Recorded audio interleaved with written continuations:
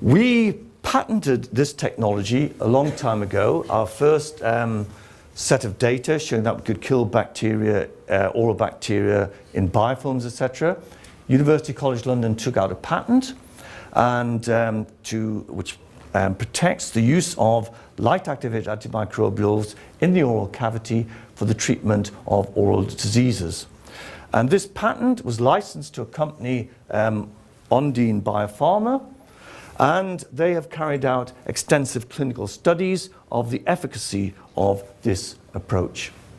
And you can go visit their stand. PerioWave is a device that's been used in these studies, and you can see this lovely handheld laser which emits light at 670, and Ondine uses methylene blue as a photosensitizer at a low concentration, 0.01%.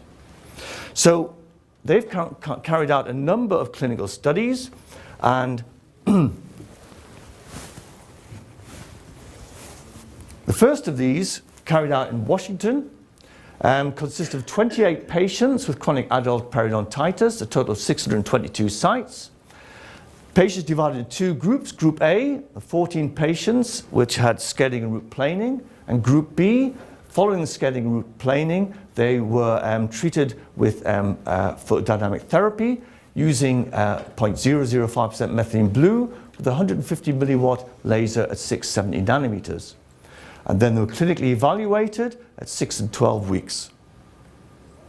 This is the application of the system. The photosensitizer is applied using a blunt syringe to the periodontal pocket. And this very sort of neat and ergonomic sort of a handheld laser device, you can see the tip here with the light coming out, is then used to irradiate the periodontal pocket for a minute, so just for 60 seconds. So application of the photosensitizer, and immediately go in with your light and then wash. And these are some of the critical clinical results. First of all, gaining attachment level. The blue bars show the scaling and root planing with photodynamic therapy, and the red bars scaling and root planing by themselves.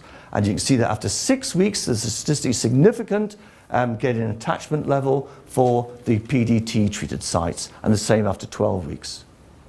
In terms of bleeding on probing, you can see again that after 6 weeks and 12 weeks, the PDT has a significant enhancement in reducing bleeding on probing. In terms of reduction in pocket depth, again, after 6 weeks and 12 weeks, the PDT treated sites, you get a considerably greater statistically significant reduction in pocket depth.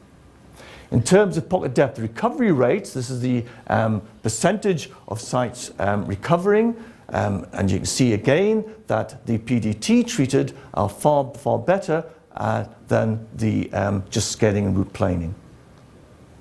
Pocket depth improvements greater than 2 millimeter, scaling and root planing with the PDT. So you can see significant improvement here.